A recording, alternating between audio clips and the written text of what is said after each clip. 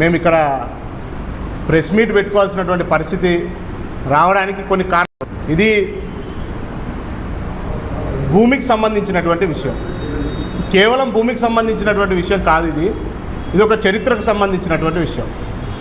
ఈ దేశానికి, భారతదేశానికి స్వాతంత్రం రావడానికంటే ముందే బ్రిటిష్ల పరిపాలనలో ఈ అనంతపురం జిల్లా ఉన్న రోజులలోనే మా పేదరికాన్ని చూసి మేము కురువళ్ళం, మేమేమి ఎకరాల భూమిలో పంటను పండించి మా పంటను అమ్ముకొని దాని నుంచి వచ్చినటువంటి ఆదాయంతో బతికేటువంటి పరిస్థితులు ఉన్నటువంటి వాళ్ళం కాదు. మా తాతలు గొర్రెలు కాసుకొని కష్టాలతోటి వాళ్ళ జీవితాలను వాళ్ళు ముందుకు తీసుకుపోయి ఇంట్లో ఉన్నటువంటి వాళ్లకు బియ్యం పెట్టి అన్నం పెట్టలేనటువంటి పరిస్థితిలో వీళ్ళు పంట పండించుకోలేరు, వీళ్ళు బతకలేరు, వీళ్ళు పేదరికంలో ఉన్నారు. పేదరికంలో కుక్కల్లాగా లేకపోతే వేరే జీవుల్లాగా తిండి లేకుండా చచ్చిపోకూడదని చెప్పి తిండి పుట్టించుకోవడం కోసం అర్ధెకరా భూమి ఇస్తే, అప్పుడు ఉన్నటువంటి బ్రిటిషులు భూమి ఇస్తే, స్వాతంత్ర భారతదేశంలో ఇన్ని సంవత్సరాల తర్వాత రెవెన్యూ కోర్టులో మాకు అన్యాయం జరిగింది, డిఆర్ఓ గారి సమక్షంలో మాకు అన్యాయం జరిగింది. ఈ అన్యాయాన్ని మేము ప్రజాకోర్టులో పెట్టాలనుకుంటా ఉన్నాం. మేము ప్రజాకోర్టులో పెట్టి ప్రజలు దీనికి తీర్పు ఇవ్వాలని చెప్పి మేము కోరుకుంటా ఉన్నాం. ఈరోజు మీడియా ద్వారా, మీ ద్వారా ఈ సమాచారం జనాలందరికీ పోవాలా, కనీసం తద్వారా అయినా ప్రభుత్వం దృష్టికి పోవాలా, మాకు న్యాయం జరగాలనేటువంటి ఆశతోటి మేము ఈరోజు మిమ్మల్ని ఆశ్రయించడం జరిగింది. మా విన్నపాన్ని స్వీకరించి మీరు అందరూ వచ్చినందుకు నేను మీ అందరికీ కూడా కృతజ్ఞుడై ఉంటాను. జరిగినటువంటి విషయాన్ని ఫ్యాక్ట్స్ని మీ ముందు పెట్టేటువంటి ప్రయత్నం చేస్తాను.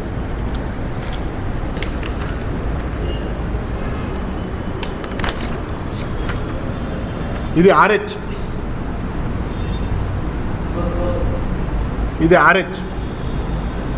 అనంతపురంలో 72/6 సర్వే నంబర్లో సబ్ డివిజన్ ఏ చేయబడిన తర్వాత 80 సెంట్ల భూమి మా ముత్తాత పేరు మీద, మా తాతల పేరు మీద ఉన్నటువంటి భూమి. ఇది ఫస్ట్ డాక్యుమెంట్. మేము అమ్ముకొని భూమి నుంచి వ్యాపారం చేసి, రియల్ ఎస్టేట్ వ్యాపారం చేసి కొన్నదో అమ్మినదో కాదు. స్వాతంత్రానికి ముందు బ్రిటిషులు మాకు ఇచ్చినటువంటి భూమికి ఇది ఆధారం. ఇది మా ముత్తాతకు, మా ముత్తాత ఐడెంటిటీ. ఇది కేవలం భూమి కాదు, ఇది మా ముత్తాత ఈ భూమి మీద పుట్టినడని చెప్పడానికి ఒక సాక్ష్యం.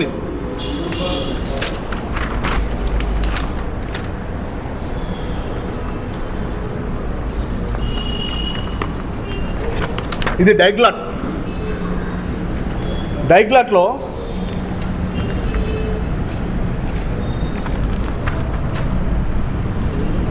ఇది 72 సర్వే నంబర్ 72.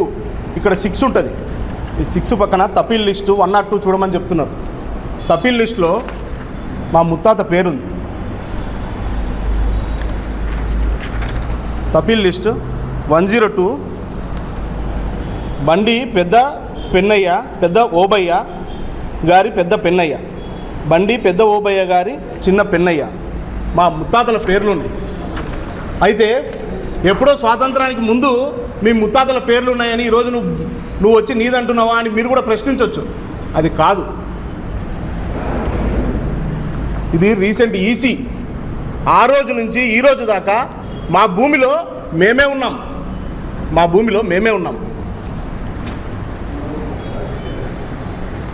2020 సంవత్సరం జరిగినటువంటి లాస్ట్ ట్రాన్సాక్షన్ 2021 సంవత్సరంలో. ఈ ఈసీ ఎప్పుడైతే తీయగలుగుతామో, ఫస్ట్ ఈసీ డాక్యుమెంట్ ఏ రోజైతే తీయగలుగుతామో 1990 నుంచి ఇప్పుడు ఉన్నటువంటి 2020 వరకు దీంట్లో ఇన్ని రకాల ట్రాన్సాక్షన్స్ జరిగినాయి. ఈ భూమిలో మేము పొజిషన్లో ఉన్నాం. ఈ భూమిని మా తాతలు పార్టీషన్ చేసుకొని వారు సమానంగా పంచుకొని దాంట్లో పొజిషన్లు ఉన్నాం మేము. ఈరోజు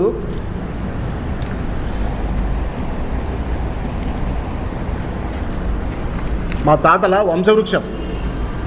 వంశవృక్షం ఎంఆర్ఓ గారు ఇచ్చినటువంటి మా తాతల వంశవృక్షం ఇది. మా ముత్తాత, మా తాత, మా తండ్రులు పేర్లున్నాయి. మేము హక్కుదారులం, మేము పట్టదారులం, మేము పొజిషన్లో ఉన్నటువంటి వాళ్ళం. అయితే మా భూమిని కాజేయడానికి కొందరు కుట్ర పన్నితే అధికారులు గుడ్డి వాళ్ళై కళ్ళు మూసుకొని ఫ్యాక్ట్స్ని చూడకుండా వాళ్లకు అనుకూలంగా ఉండడం కోసం ఏవైతే తీసుకొచ్చి వాళ్ళు తీర్పు చెప్పగలరో అవి మాత్రమే పరిగణలోకి తీసుకున్నారు. డిఆర్ఓ గారు రెవెన్యూ రికార్డ్స్ని పరిశీలించకుండా, డిఆర్ఓ గారు ఒక జ్యుడిషియరీ కోర్టులో 2010లో ఇచ్చినటువంటి తీర్పుని పరిశీలించకుండా తన యొక్క పవర్స్ని మిస్యూజ్ చేస్తూ, దుర్వినియోగం చేస్తూ మాకు వ్యతిరేకంగా తీర్పునిచ్చినారు.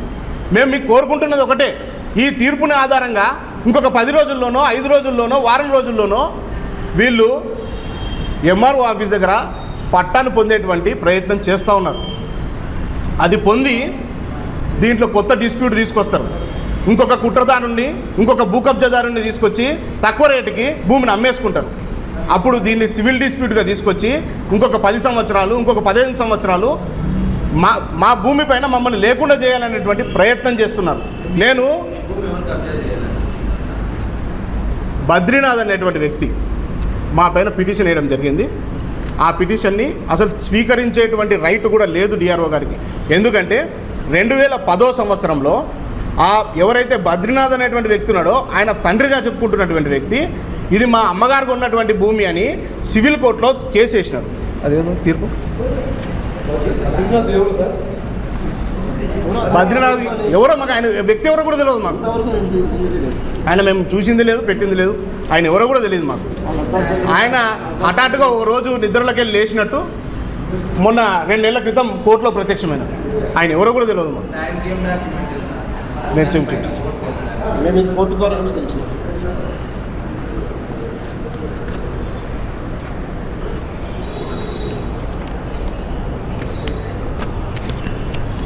రెండు 2010వ సంవత్సరంలో OS 105/2010లో ఈ బద్రీనాథ్ నేను ఎవరి కొడుకునని చెప్పుకుంటున్నాడో వాళ్ళ తండ్రి కేసు వేసినాడు.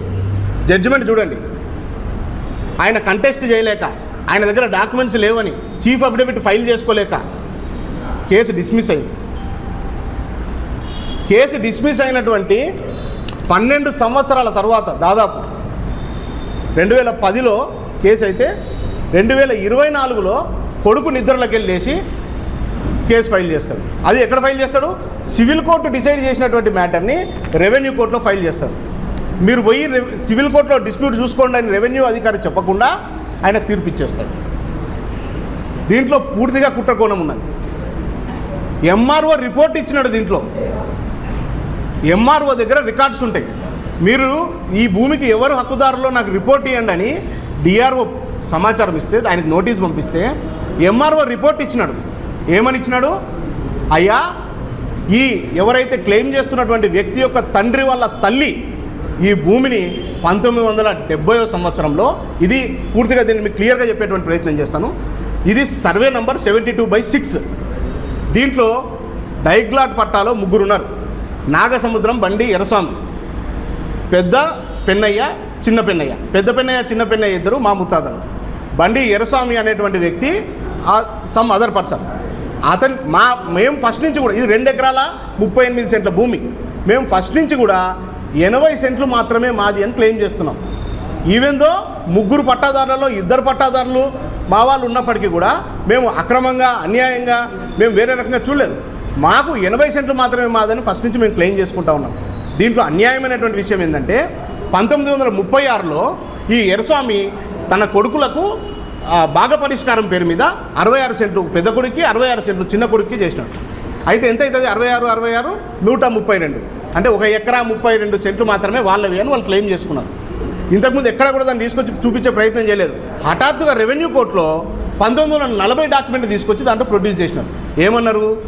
ఇది ఒక అగ్రిమెంట్ ఉన్నది మా మధ్య, కాబట్టి ఆ అగ్రిమెంట్ ప్రకారంగా 132 కాకుండా ఇంకొక అదనపు 35 సెంట్లు ఉంది. ఆ 35 సెంట్లు మా తండ్రి గారి పేరు మీద ఉంది, దాన్ని తీసుకొచ్చినామని ఒక బోగస్ డాక్యుమెంట్ తీసుకొచ్చి 1936లో భాగ పరిష్కారం అయిపోయినటువంటి వ్యక్తి బండి ఎర్రస్వామి గారి కుమారులు వెంకటప్ప, నారప్ప.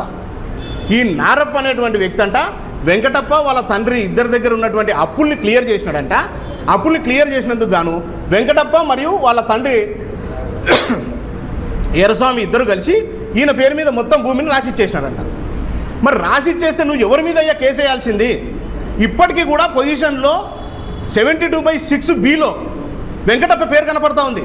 వెంకటప్పకు నీ తండ్రి ద్వారా ఆస్తి పంచుకున్న తర్వాత, వెంకటప్ప భాగం వెంకటప్ప తీసుకున్న తర్వాత వెంకటప్పకు భూమి ఎక్కడి నుంచి వస్తుంది? అది కదా నువ్వు క్వశ్చన్ చేయాల్సింది. బద్రీనాథ్ అనేటువంటి వ్యక్తి పిటిషనర్. బద్రీనాథ్ వాళ్ళ తండ్రి వాళ్ళ తల్లి ఆమె 1970లో ఈ నారప్ప అనేటువంటి వ్యక్తి దగ్గర ఈ సోకాల్డ్ ఎకరా 67 సెంట్లు కొన్నది. ఆ ఎకరా 67 సెంట్లు నారప్పకు అమ్మడానికి హక్కే లేదు. అది లేదని ఆమెకు కూడా తెలుసు. అందుకే ఆమె ఏ రోజు క్లెయిమ్ చేయలేదు బతుకున్న రోజులు. 2007లో ఆమె చనిపోయింది. చనిపోయిన తర్వాత 2010లో వాళ్ళ కొడుకు వెంకటప్ప కేసు ఫైల్ చేస్తే ఆయన దగ్గర రూపాయి డాక్యుమెంట్ లేదు. ఇన్ని సంవత్సరాల పొజిషన్ ఉంది మా దగ్గర, ఇన్ని సంవత్సరాల ఇనిషియల్ సోర్స్ డాక్యుమెంట్ మాది చూపించుకోలేక, సరే ఉన్నది మాకు చాలు కదా అని చెప్పి ఆయన కేసు డిస్మిస్ చేసుకున్నాడు.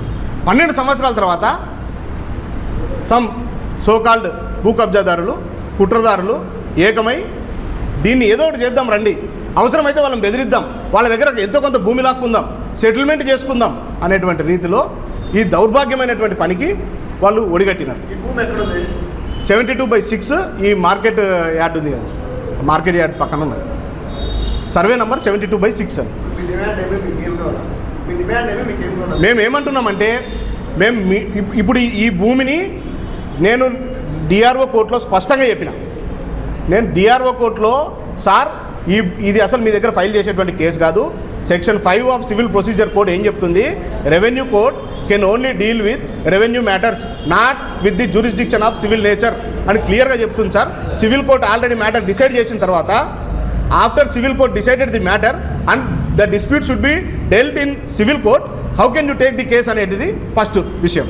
తర్వాత ఎంఆర్ఓ గారు క్లియర్గా ఆయన రిపోర్ట్లో ఈ భూమికి ఈ బద్రీనాథ్కి సంబంధం లేదు, వాళ్ళు ఫాల్స్గా క్లెయిమ్ చేస్తున్నారని ఎంఆర్ఓ రిపోర్ట్ ఇస్తే, నీ ఎంఆర్ఓ ఇచ్చిన రిపోర్ట్ని నువ్వు కళ్ళు మూసుకొని గుడ్డోన్లాగా నీకు నచ్చినటువంటి తీర్పిచ్చుకుంటూ పోతుంటే ఏంది ఇది? నువ్వు అధికారిగా పైన కూర్చున్నావు కాబట్టి నువ్వు ఏది చేసినా నడుస్తుందా, నువ్వు ఏది చేసినా చెల్లుతుందా అనేటువంటి ఉద్దేశంతో ప్రజలందరికీ, ఎందుకంటే నేను ఒక్కని కాదు ఈరోజు పోయేది, ఈరోజు నాలాంటి వాళ్ళు ప్రతి శనివారం మీరు పోయి చూస్తే నాలాంటి వాళ్ళు, చదువు అన్నటువంటి వాళ్ళు, విద్య లేనటువంటి వాళ్ళు, అమాయకులు ప్రతి శనివారం రోజు అక్కడ కనబడతారు రెవెన్యూ కోర్టు దగ్గర. బాధితులై పిట్టల్లా కూర్చొని ఉంటారు. ఇట్లా సార్ నాకు తీర్పు చెప్తాడు, నాకు దేవత లాంటి వ్యక్తి, న్యాయమూర్తి, న్యాయానికి ప్రతిరూపమైనటువంటి వ్యక్తి డిఆర్ఓగా రెవెన్యూ కోర్టులో కూర్చున్నాడు, నాకు న్యాయం చెప్తాడని చెప్పి వాళ్ళు అమాయకంగా బయట వెయిట్ చేస్తుంటే, నేను చదువుకున్నాను, అటువంటి నాకే నువ్వు ఇంత అన్యాయం చేసినావు, రేపు అమాయకులకు నువ్వు ఏం న్యాయం చేస్తావు? నేను మళ్ళా కూడా చెప్తా ఉన్నాను, మా తండ్రులు మా తాతలు విద్యావంతులు కాదు, వాళ్ళు గోచులు కట్టుకొని గొర్రెలు కాచుకొని తిరిగినటువంటి వాళ్ళు వ్యాపారం చేయడానికి, లేకపోతే పంటలు పండించుకొని దాని మీద బతకడానికి కాదు, వాళ్ళు తిండి బతకడానికి అది దగ్గర భూమి ఇచ్చినారు. అది గుర్తుపెట్టుకోండి. దాన్ని కాజేయడం దౌర్భాగ్యం. మా తాతల ఐడెంటిటీ అది.